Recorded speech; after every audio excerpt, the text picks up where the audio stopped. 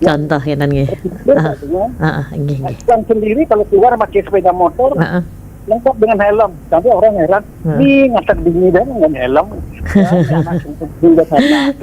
Tapi bergelebuk, ya pangkirnya tidak. Gitu.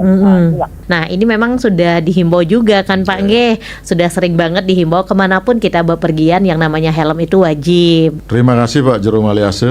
Jadi masukannya kepada kami selaku Kapolsek Kuputamban, Bapak sudah menjelaskan bagaimana polisi itu, bahwa polisi itu tugasnya berat, memang benar.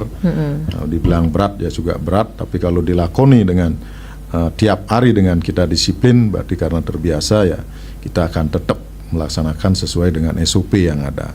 Jadi di sini udah dipaparkan profesional ya.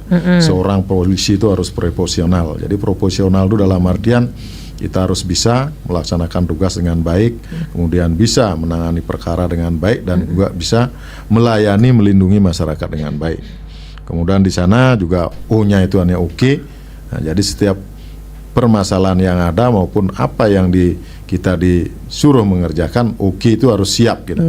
Jadi siap kita laksanakan dulu, dan setelah melaksanakan baru tidak akan tindak lanjuti lebih lanjut apa yang perlu kita laksanakan.